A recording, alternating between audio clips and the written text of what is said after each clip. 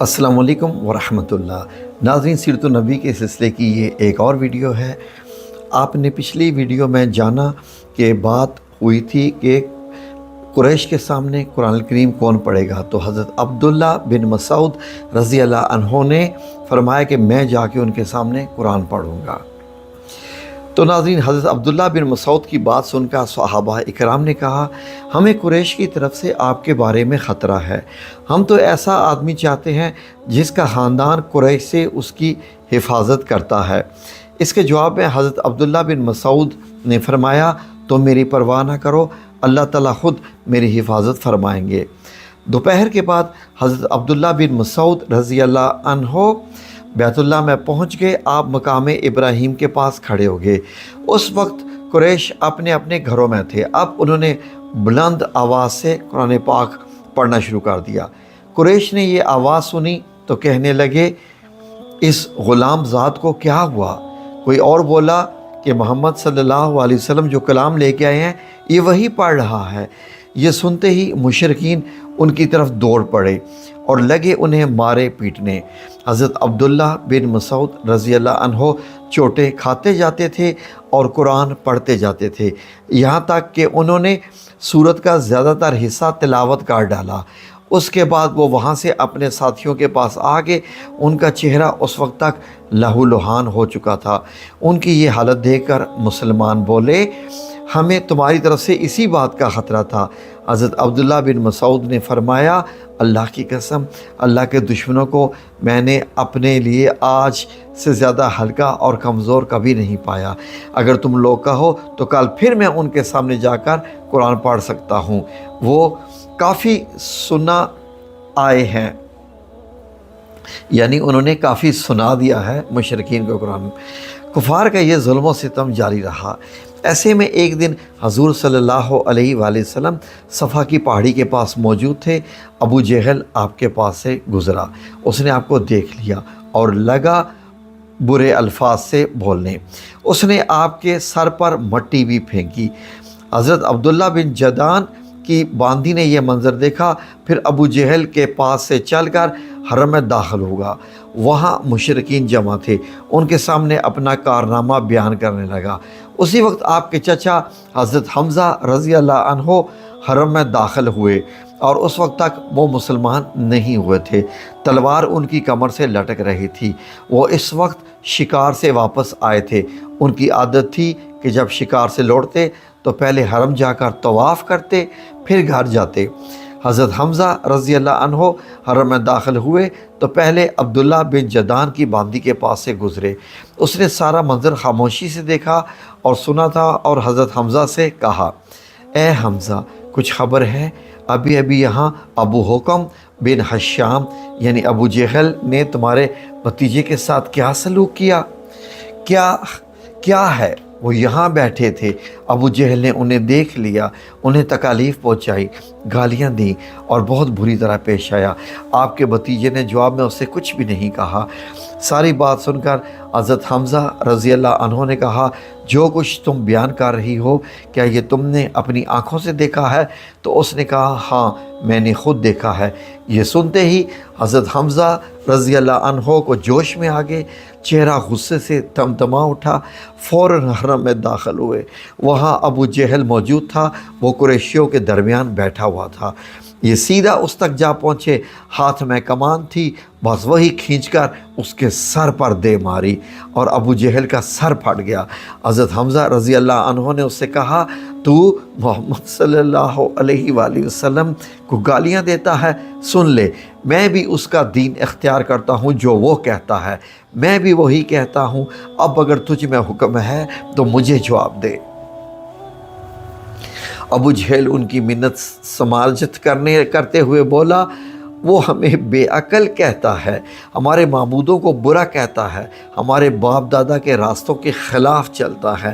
یہ سن کر حضرت حمزہ بولے، اور خود تم سے زیادہ بے عقل اور بے وقوف کون ہوگا जो अल्लाह को छोड़कर पत्थर के टुकड़ों को पूजते हो, मैं गवाही देता हूँ कि अल्लाह के सिवा कोई माबूद नहीं, और मैं गवाही देता हूँ कि मोहम्मद सल्लल्लाहु अलैहि वसल्लम अल्लाह के रसूल हैं।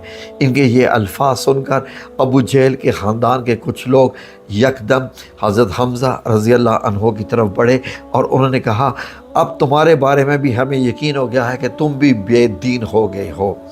जवाब में हज़रत हमज़ा रज़ी अल्लाह अन्हो ने फरमाया, आओ, कौन है मुझे उससे रोकने वाला? मुझ पर हकीकत रोशन हो गई है। मैं गवाही देता हूँ कि वो अल्लाह के रसूल हैं और जो कुछ वो कहते हैं वो हक़ और सच है। नाज़रीन, वो हक़ और सच ये अल्फाज सुनने थे और कुरैश को और गुस्सा आ गया, और हज़रत हमज़ा रज़ी अल्लाह अन्हु ने फरमाया कि मैं इन्हें अब नहीं छोड़ूंगा, अगर तुम सच्चे हो तो मुझे रोक कर दिखाओ। ये सुनकर अबू जहल ने अपने लोगों से कहा, अबू अमारा यानी हज़रत हमज़ा रज़ी अल्लाह अन्हु को छोड़ दो, मैंने वाकई इनके भतीजे के साथ अभी कुछ बुरा सलूक किया था। वो लोग हट गए। हज़रत हमज़ा रज़ी अल्लाह अन्हु घर पहुँचे। घर आकर उन्होंने उलझन महसूस की कि ये मैं कुरैश के सामने क्या कह आया हूँ, मैं तो कुरैश का सरदार हूँ। लेकिन फिर इनके ज़मीर उन्हें मलामत करने लगा। आखिर वो शदीद उलझन के आलम में उन्होंने ये दुआ की, ऐ अल्लाह, अगर ये सच्चा रास्ता है तो मेरे दिल में ये बात डाल दे, और अगर ऐसा नहीं है तो फिर मुझे इस मुश्किल से निकाल दे जिसमें मैं घिर गया हूँ। वो रात उन्होंने उसी उलझन में गुजारी। आखिर सुबह हुई तो हुज़ूर नबी करीम सल्लल्लाहु अलैहि वसल्लम के पास पहुँचे। आपसे अर्ज़ किया, भतीजे, मैं इस मामले में उलझ गया हूँ कि मुझे इससे कोई निकलने का कोई रास्ता समझ नहीं देता, और एक ऐसी सूरत हाल में रहना जिसके बारे में ये नहीं जानता ये सच्चाई है या नहीं, बहुत सख्त मामला है।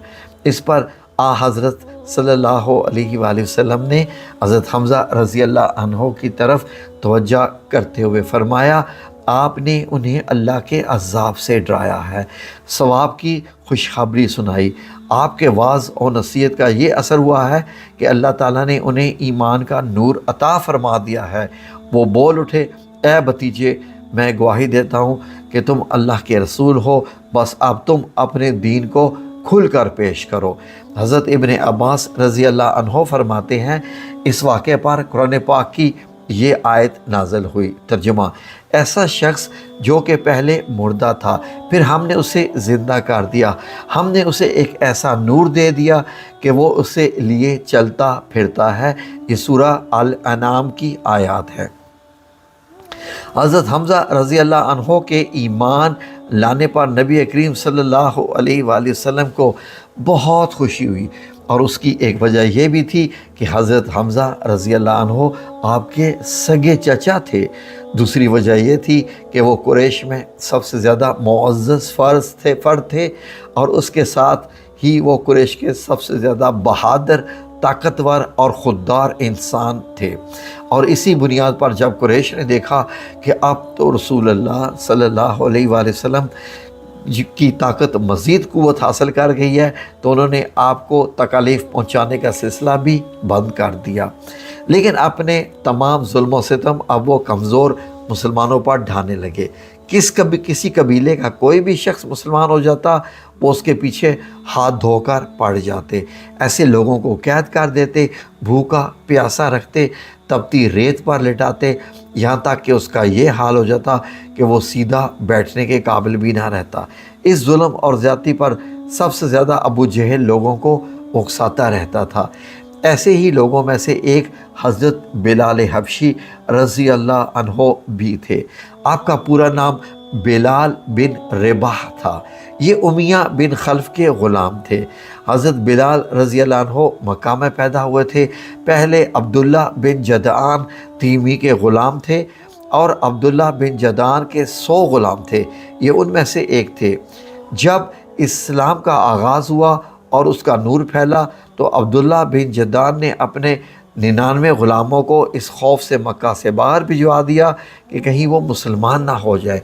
फिर उसने हज़रत बिलाल बिन रबाह رضی اللہ عنہ کو اپنے پاس رکھ لیا۔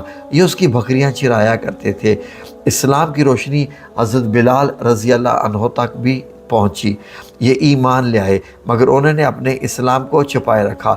ایک روز انہوں نے کعبہ کے چاروں طرف رکھے بتوں پر گندگی ڈال دی، ساتھ ہی ان پر تھوکتے جاتے تھے اور کہتے جاتے تھے جس نے تمہاری عبادت کی وہ تباہ ہو گیا۔ یہ بات قریش کو معلوم ہوگی۔ وہ فوراً عبداللہ بن جدان کے پاس آئے اور اس سے بولا تم بے دین ہو گئے ہو؟ اس نے حیران ہو کر کہا کیا میرے بارے میں بھی یہ بات کہی جا سکتی ہے؟ اس پر وہ بولے تمہارے غلام بلال رضی اللہ عنہ نے آج ایسا ہی کیا ہے۔ کیا؟ وہ تو حیرت زدہ ہو گیا۔ عبداللہ بن جدان نے فوراً قریش کو 100 درہم دیے تاکہ بتوں کی جو توہین ہوئی ہے اس کے بدلے ان کے نام پر کچھ جانور ذبح کر دیے جائے۔ پھر حضرت بلال رضی اللہ عنہ کی طرف بڑھا، اس نے انہیں رسی سے باندھ دیا، تمام دن بھوکا اور پیاسا رکھا۔ پھر تو یہ اس کا روز کا معمول بن گیا۔ جب دوپہر کے وقت سورج آگ برسانے لگتا تو انہیں گھر سے نکال کر تپتی ریت پر چٹلتا دیتا۔ اس وقت ریت اس قدر گرم ہوتی تھی کہ اگر اس پر گوشت کا ٹکڑا بھی رکھ دیا جاتا تو وہ بھی بھن جاتا تھا۔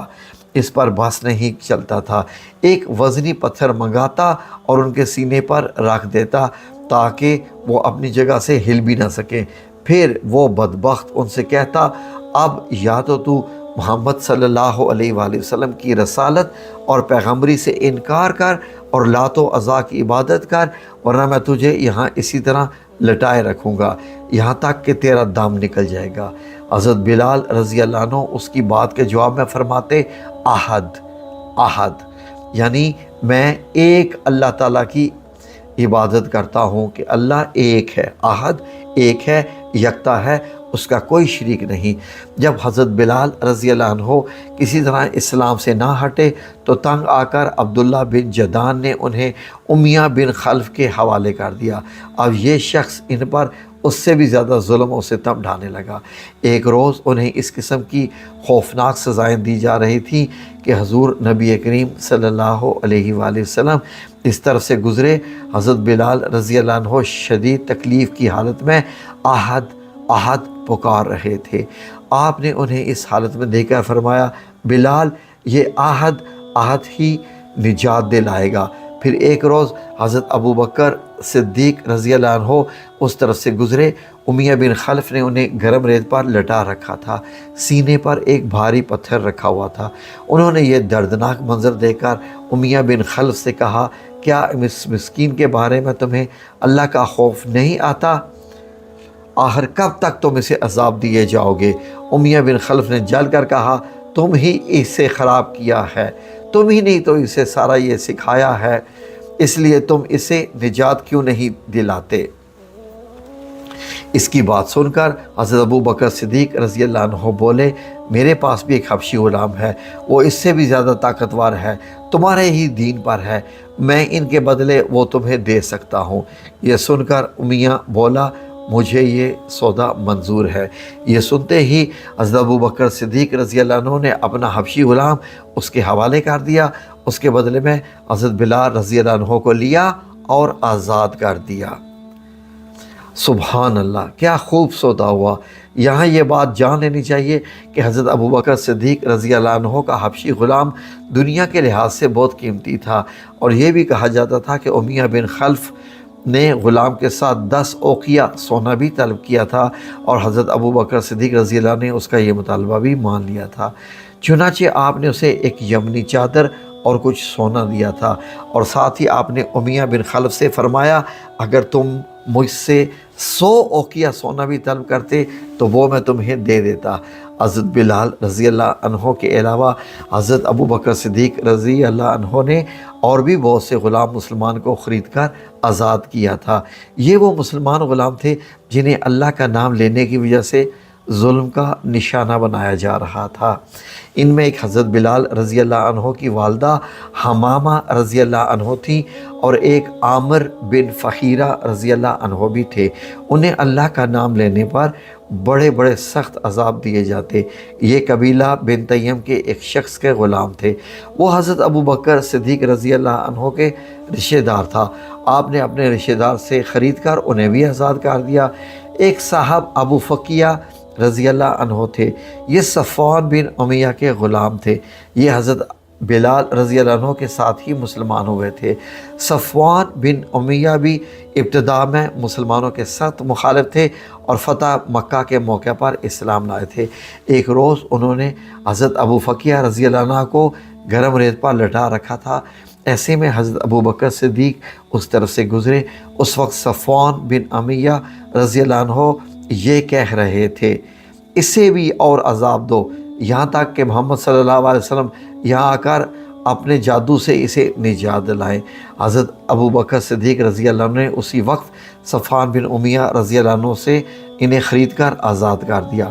اس طرح زنیرہ نامی ایک عورت کو مسلمان ہونے کی بنیاد پر اس قدر خوفناک سزائیں دی گئیں کہ وہ بیچاری اندھی ہوگی۔ ایک روز ابو جہل نے ان سے کہا، جو کچھ تم پر بیت رہی ہے یہ سب لات و عزا کر رہے ہیں۔ یہ سنتے ہی زنیرہ رضی اللہ عنہ نے کہا، ہرگز نہیں، اللہ کی قسم، لات و عزا نہ کوئی نفع پہنچا سکتے ہیں نہ کوئی نقصان۔ یہ جو کچھ ہو رہا ہے آسمان والے کی مرضی سے ہو رہا ہے۔ وہ میرے پروردگار کو یہ بھی قدرت ہے کہ وہ مجھے میری آنکھوں کی روشنی بھی لوٹا دے۔ اور دوسرے دن وہ صبح اٹھی تو ان کی آنکھوں کی روشنی اللہ تعالیٰ نے لوٹا دی تھی۔ اس بات کا جب کافروں کو پتہ چلا تو وہ بول اٹھے، یہ محمد صلی اللہ علیہ وآلہ وسلم کی جادوگری ہے۔ حضرت ابو بکر صدیق رضی اللہ عنہ نے انہیں بھی خرید کر آزاد کر دیا۔ آپ نے زنیرہ رضی اللہ عنہ کی بیٹی کو بھی خرید کر آزاد کیا۔ اس طرح نہدیہ نام کی ایک باندی تھی، ان کی ایک بیٹی بھی تھی، دونوں ولید بن مغیرہ کی باندیاں تھیں۔ انہیں بھی حضرت ابو بکر صدیق رضی اللہ عنہ نے آزاد کر دیا۔ عامر بن فخیرہ کی بہن اور ان کی والدہ بھی ایمان لے آئی تھیں۔ یہ حضرت عمر رضی اللہ عنہ کے مسلمان ہونے سے پہلے ان کی باندیاں تھیں۔ حضرت ابو بکر صدیق رضی اللہ عنہ نے انہیں بھی خرید کر آزاد کر دیا۔ ایمان لانے والے جن لوگوں پر ظلم ڈھائے گئے ان میں ایک حضرت خباب بن عارت تھے۔ کافروں نے انہیں اسلام سے پہلے پھیرنے کی کوشش کی مگر یہ ثابت قدم رہے۔ انہیں جاہلیت کے زمانے میں گرفتار کیا گیا تھا۔